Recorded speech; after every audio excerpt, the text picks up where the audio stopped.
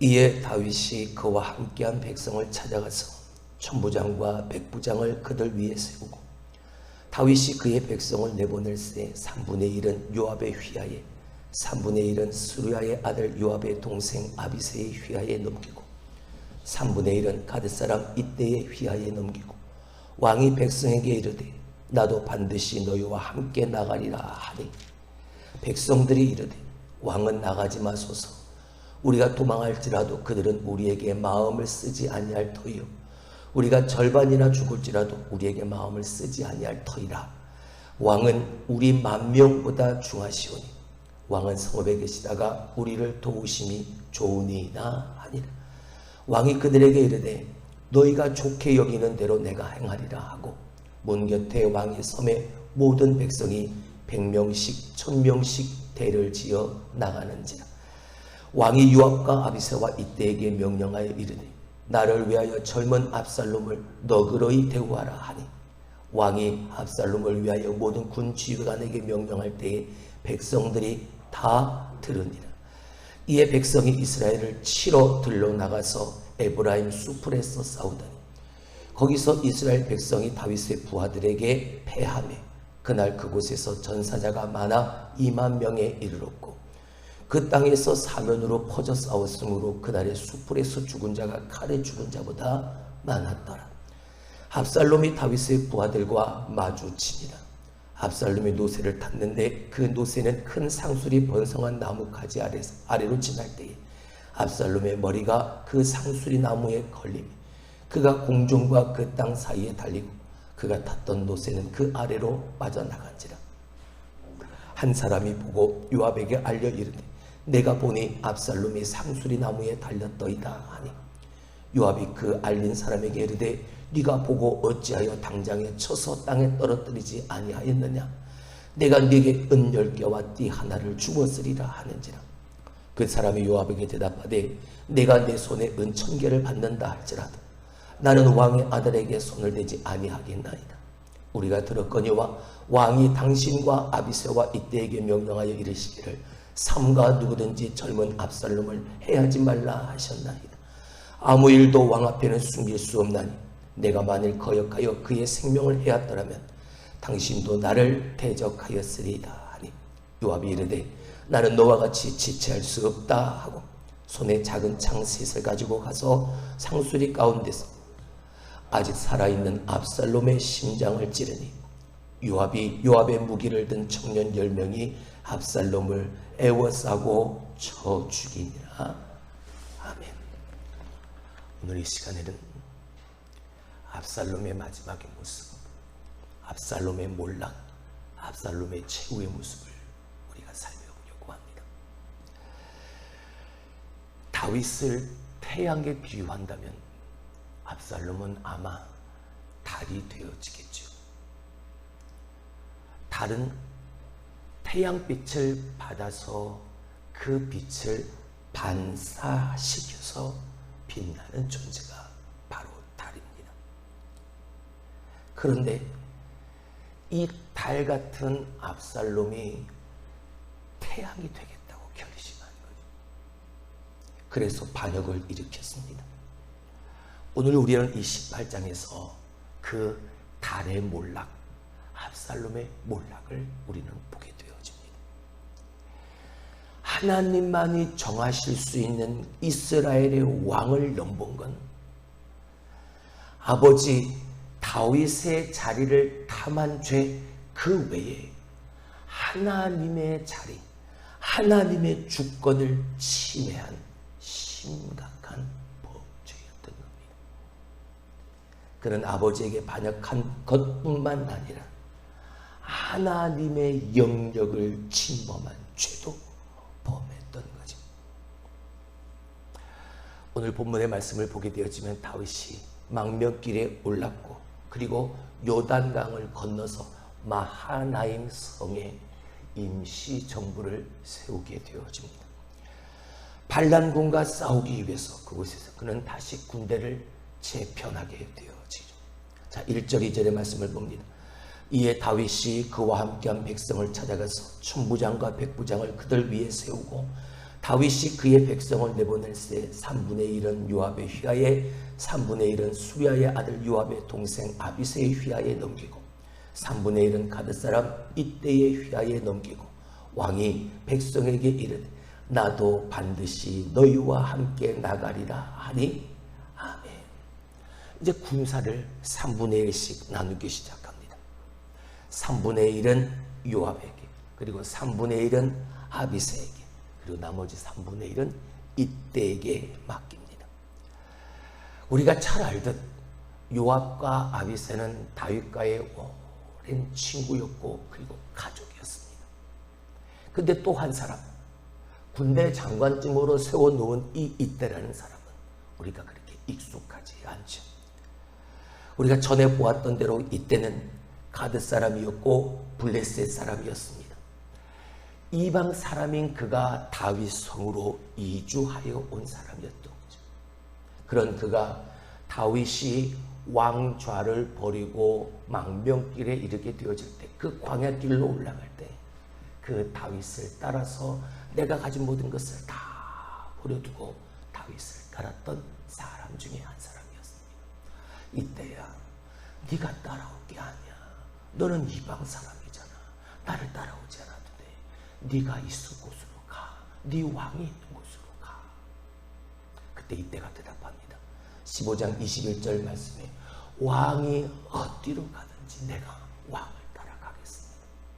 왕이 있는 곳에, 왕이 계신 곳에 나도 있기를 원합니다.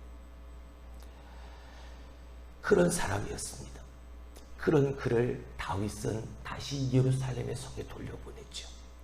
그곳에서 다윗이 그에게 그곳에서의 귀와 입이 되어달라고 부탁을 하게 되어집니다. 다시 말하면 다윗이 신뢰할 수 있는 사람이 되었던 거죠. 오늘 이 군대의 3분의 1을 맡아 군대 장관이 되어질 정도의 큰 신뢰를 얻었던 겁니다. 다윗은 군대를 이 세 장수에게 맡기고 다윗은 말합니다. 나도 너희와 함께 나아가리라. 여러분, 오늘 이 말은 우리에게 많은 것을 연상시키게 하죠. 전에 다윗의 모습을 우리는 생각나게 합니다. 사무엘하 11장의 말씀을 보게 되어지면 전쟁이 일어나서 이제 왕이, 다른 나라의 모든 왕이 출전할 그때 다윗은 출전을 하지 않았죠. 전쟁터에 나아가지 않냐고 하루 종일 침대에서 뒹굴뒹굴 하다가 해가 뉘어질 때 옥상에 거니며 옥상을 거닐고 있을 때 목욕하고 있는 박스바를 보게 되어집니다. 평생 후회로 남을 사건, 기억하기도 싫은 그날 그 일이 일어나게 되어진 원인이 되었던 거죠. 출전하지 않았던 사실. 근데 오늘 다윗은 나도 너희와 함께 나갈게, 다도하게 선언합니다. 근데 이번에는 부하들이 만류합니다. 하나님들, 왕은 나가시지 않아도 됩니다. 저들이 지금 원하는 건 왕의 생명 단 하나입니다. 아무리 우리가 도망칠지라도 그들은 우리에게 마음 쓰지 않습니다. 우리가 절반이나 죽을지라도 그들은 우리에게 마음 쓰지 않습니다. 다시 말하면 그들이 바라는 건 다윗 왕, 그리고 당신의 생명이니까 당신은 여기에서 나중에 우리를 돕는 것이 더 좋습니다. 다윗은 부하들의 조언을 듣고 나가지를 않았습니다.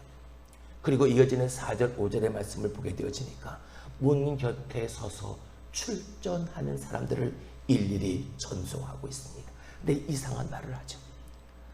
지금 압살롬과 싸우러 나가는데 그들에게 뭐라 말합니까? 나를 위하여 젊은 압살롬을 너그러이 대우하라 라고 말하고 있습니다. 모든 군 지휘관들에게 그와 함께하는 백성들이 다 들을 수 있도록 그렇게 말을 하고 있습니다. 왜 나가려고 했던가에 대한 의문도 사라지죠. 이 마음이었던 겁니다. 그래도 반역 일으켰지만 내 아들이니까 부정의 마음을 가지고 혹시 내가 전쟁터에 나아가서 이 아들을 살릴 수 있지는 않을 그 마음이 큰 거예요. 근데 부하들이 만류를 하니까 나아가지는 못하고 전쟁터에 나가는 사람들을 일일이 전송하면서 부탁인데 내 아들 압살롬 좀 너그러이 좀 대우 좀 해줘, 좀 봐줘 라고 말을 하는 거죠. 다윗도 나이가 든 겁니다. 나이가 드니까 자꾸 분별력을 상실하는 거죠. 자꾸만 사적인 감정이 기울어지니까 대세를 그르치게 되어지는 겁니다. 다윗은 지금 아무리 자기 아들이지만 해서는 안 될 말을 하고 있는 거예요. 지금 군사들은 생명을 걸고 반역을 일으킨 죄에 대한 그 대가를 치르기 위해서 압살롬을 찾기 위해서 나아가는데 압살롬 좀 봐줘라 라고 말을 하고 있습니다. 아무튼 이들은 전쟁터에 나갑니다. 자, 6절에서 8절의 말씀을 봅니다. 이에 백성이 이스라엘을 치러 들러 나가서 에브라임 숯불에서 싸우더니 거기서 이스라엘 백성이 다윗의 부하들에게 패하매 그날 그곳에서 전사자가 많아 2만 명에 이르렀고 그 땅에서 사면으로 퍼져 싸웠으므로 그날의 숯불에서 죽은 자가 칼에 죽은 자보다 많았더라. 전쟁터에 나갑니다. 근데 그 싸우는 장소가 좀 이상합니다. 우리가 생각하는 전쟁터는 넓은 광활한 대지 위여야죠. 다 보이는 곳에서 싸워야죠. 근데 오늘 이 다윗의 군대가 택한 장소는 광활한 벌판이 아닙니다. 숲을 사이였습니다. 여러분, 다윗의 군대의 노련한 작전이었던 거죠. 아무래도 지금 이 압살롬의 군대는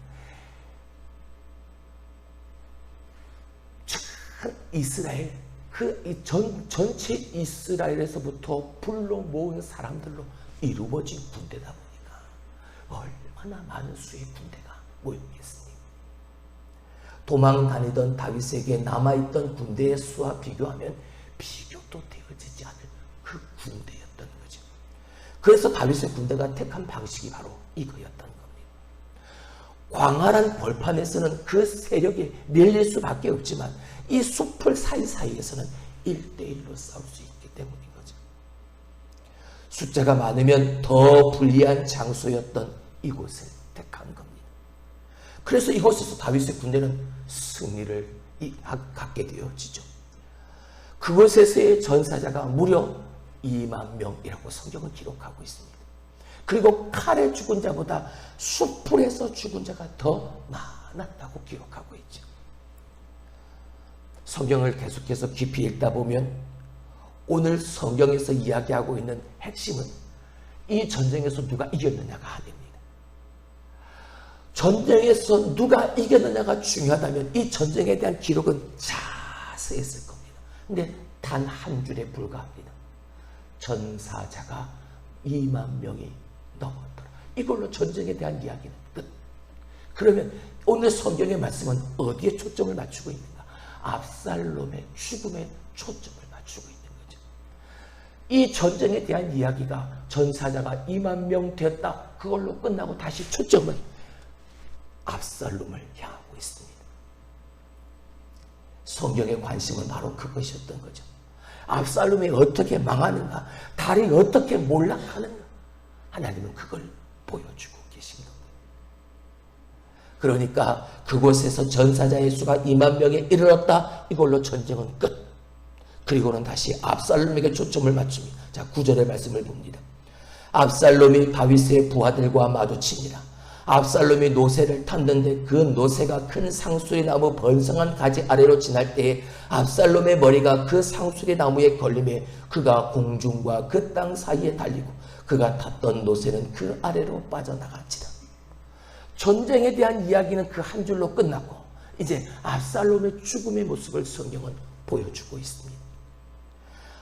다윗의 부하들과 마주친 이 압살롬이 탄 노새가 상수리 나무 안에를 지나는데 노새는 그냥 휙 하고 지나가고 이 압살롬의 머리가 번성한 나뭇가지에 걸려서 대롱대롱 매달려 있는 겁니다.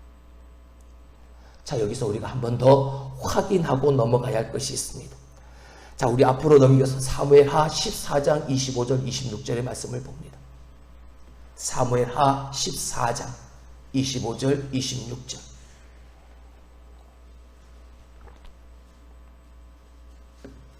사무엘하 14장 25절 26절. 자, 다 같이 한 목소리로 읽습니다. 시작. 온 이스라엘 가운데서 압살롬같이 아름다움으로 크게 칭찬받는 자가 없었으니 그런 발바닥으로부터 정수리까지 흠이 없습니다. 그의 머리털이 무거움으로 연말마다 깎았으며 그의 머리털을 깎을 때에 그것을 달아본 즉 그의 머리털이 왕의 저울로 200세겔이었더라. 기억나시죠? 머리털이 무거운 것은 이스라엘 사람들이 가장 흠모하는 자랑거리였고 긍증이었고 능력의 상징이었다는 것. 압살롬과 세상 사람들이 추구한 바로 그 가치였습니다. 내가 바라고 내가 자랑하고 내가 귀하게 여기는 것. 근데 지금 그 자랑스럽게 여기던 머리털 때문에 오늘 압살롬은 오락가락하는, 생사가 오락가락하는 그 전쟁터에서 나뭇가지에 대롱대롱 매달려 있는 것. 큰 자랑거리였던 이 긴 머리가 치명적인 걸림돌이 된 거죠. 인생의 자랑거리였던 이것이 내 생명을 해하는 올무 걸림돌이 되어지고 만 겁니다. 여러분, 이 장면이 오늘 우리에게 보여주는 것이 무엇입니까? 물론 하나님은 우리가 자부심을 가지고 자랑할 만한 것 한순간 모든 것을 다 깨뜨려 버릴 수 있는 분이시다. 그렇습니다. 그래서 우리가 내 안에 자라고 있는 이 무상한 머리털 같은 이 욕심과 허영과 교만을 세심하게 살펴보고 다 잘라내어서 올무가 되지 않도록 해야 한다. 맞습니다. 하지만 그보다 더 중요한 것이 있습니다. 신명기 21장 23절 제가 읽어드립니다. 신명기 21장 23절. 그 시체를 나무 위에 밤새도록 두지 말고 그날에 장사하여 내 하나님 여호와께서 내게 기업으로 주시는 땅을 더럽히지 말라. 나무에 달린 자는 하나님께 저주를 받았음이니라. 아멘. 지금 압살롬이 달려있는 곳이 어디입니까? 나무. 그는 지금 나무에 매달려 있습니다. 신명기에서는 분명히 말씀하고 있습니다. 나무에 달린 자는 하나님께 뭐한 자라? 저주를 받은 자. 그렇습니다. 지금 압살롬은 하나님께 저주받은 인생의 상징적 존재가 된 것입니다. 이 압살롬의 반역은 이스라엘 왕권에 대한 하나님의 영역을 넘은 죄에 대한 대가로 지금 하나님의 저주를 받아 압살롬 나무에 매달려 있는 거예요. 그런데 사도 바울은 이 갈라디아에서 이 신명기의 말씀을 인용해서 그리스도의 구속 사건을 설명하고 있습니다. 갈라디아서 3장 13절 제가 읽어드립니다. 그리스도께서 우리를 위하여 저주를 받은 바 되사 율법의 저주에서 우리를 속량하셨으니 기록된 바 나무에 달린 자마다 저주 아래 있는 자라 하였음이라. 아멘. 다시 말하면 사도 바울은 이 갈라디아 3장 13절에서 저주를 받아 나무에 매달렸지만 율법의 저주에서 우리를 속량하시기 위해 예수님께서 나를 대신하여 십자가에 달리셨다라는 설명이었던 거죠. 죄로 인해 저주받아 우리가 달렸어야 돼. 지금 저 압살롬이 달려있는 저 나무에 훗날 예수께서 달리셨다는 거예요. 오늘 우리는 이 압살롬의 모습 속에서 우리의 모습과 그리고 구속자 예수 그리스도의 모습이 연상될 수 있어야 합니다. 유대인들은 이 예수를 메시아로 받아들이지 못했습니다. 왜요? 바로 이 신명기서의 말씀 때문인 겁니다. 나무에 달린 자는 다 저주받은 자라 했는데 저 나무에 달린 예수가 어떻게 우리를 구원하는 메시아가 될 수 있느냐? 바로 이 이유 때문이었죠. 근데 여러분, 이 나무에 달린 이 예수의 모습은 오늘 저 나무에 달린 저 압살롬의 모습은 우리가 구원받기 전, 하나님의 사랑과 은혜를 입기 전 하나님을 대응하고 하나님을 대항하고 하나님을 거역했던 우리 자신의 모습이라는 걸 저들 스스로는 알지 못했기 때문입니다. 그때 군사 하나가 막 달려옵니다. 요압에게 말합니다. 장군님, 나뭇가지에 머리가 매달려서 대롱대롱 달려있는 저 압살롬을 보았습니다. 그때 이 군대 장군 요압이 왜 그 자리에서 그 압살롬을 죽이지 않았느냐 호령을 칩니다. 만약 그랬다면 내가 은열과 허리띠를 내게 주었을 텐데. 근데 그 한 군사가 대답합니다. 잊어버리셨습니까? 왕이 당신에게 뭐라고 말씀했습니까? 아들 압살롬을 죽이지 마라, 해하지 마라, 분명히 그렇게 말씀하시지 않으셨습니까? 내게 은 1000을 준다 해도 나는 왕의 말을 거역할 수가 없습니다. 요압이 나는 너처럼 그렇게 지체할 수 없다. 손에 단창, 짧은 창 3개를 들고 그곳을 향해 달려가 아직 숨이 붙어있는 그 압살롬의 심장 창을 꽂아버리죠. 그리고 옆에 있던 청년 10명이 압살롬을 에워싸고 죽이게 되어집니다. 자, 그리고는 16절 17절 우리 다 같이 읽습니다. 요압이 나팔을 불매 백성들에게 그치게 하니 그들이 이스라엘을 추격하지 아니하고 돌아오니라. 그들이 압살롬을 옮겨다가 숯불 가운데 큰 구멍에 칼을 던지고 그 위에 매우 큰 돌무더기를 쌓으니라. 온 이스라엘 무리가 각기 장막으로 도망하니라. 아멘. 자, 여러분 여기 보시죠. 압살롬은 나무에 걸려 죽고 창에 찔려 죽고 그리고 오늘 이 16절 10절 말씀을 보니까 돌무더기에 갇힙니다. 돌무더기에 묻힙니다. 근데 우리가 여기서 또 하나 생각해야 될 사건이 하나 있습니다. 여호수아서에 보게 되어지면 아간이 묻힌 그 돌무더기, 아간의 무덤, 즉 아골 골짜기. 여리고 성에서의 그 전리품을 감춘 아간 때문에 아이 성에서 이스라엘은 대패하고 말죠. 그리고는 아간의 죄가 드러나게 되어집니다. 그리고 그 아간을 돌로 치고 물건들도 돌로 치고 다 불사르고 그 위에 돌무더기를 쌓고 오늘까지 있더라. 그곳 이름을 오늘까지 아골 골짜기라 부르더라. 여호수아 7장 22절로 26절. 그러니까 이 아골 골짜기는 이때부터 무서움의 상징이 되어진 거죠. 여러분, 아골이라는 말이 무슨 뜻입니까? 아골은 아간에서 파생되어진 단어 괴로움이라는 뜻을 가지고 있죠. 괴로움의 골짜기라는 뜻입니다. 근데 오늘 이 압살롬의 죽음이 어디에 묻힙니까? 그 돌무더기에 묻히고 있다는 사실입니다. 그래서 압살롬의 죽음은 이중적인 겁니다. 나무에 달려 죽고 돌무더기에 묻히고. 오늘 이 압살롬의 죽음의 모습은 모든 인류가 하나님을 거역했던 그 죄의 험악한 결과에 대해서 총체적으로 우리에게 보여주는 하나님의 그림이라는 거죠. 그렇게 괴로움과 저주의 골짜기로만 끝나느냐? 아니요. 성경이 만약 그렇게 끝난다면 성경은 성경이 아니죠. 하나님은 예수 그리스도의 그 애절한 사랑을 통해서 이 아골 골짜기, 괴로움의 골짜기조차 소망의 문으로 삼아 주셨다는 사실. 할렐루야. 호세아서 2장 15절 제가 읽어드립니다. 거기서 비로소 그의 포도원을 그에게 주고 아골 골짜기로 소망의 문을 삼아 주리. 할렐루야. 그냥 괴로움의 골짜기, 나무에 매달려 죽고 그냥 돌무더기에 묻히는 것으로 끝났다면 성경은 성경이 아닙니다. 성경은 나무에 매달려 죽은 예수 그리스도로 말미암아 그 예수를 그리스도를 믿는 자에게 영원한 생명 구원을 허락하여 주셨고 저 악월 골짜기, 돌무더기 같은 그 두려움과 괴로움의 상징이었던 그 돌무더기, 악월 골짜기가 소망의 문이 되어지는 하나님의 은혜를 베풀어 주십니다. 압살롬은 교만 때문에 죽었습니다.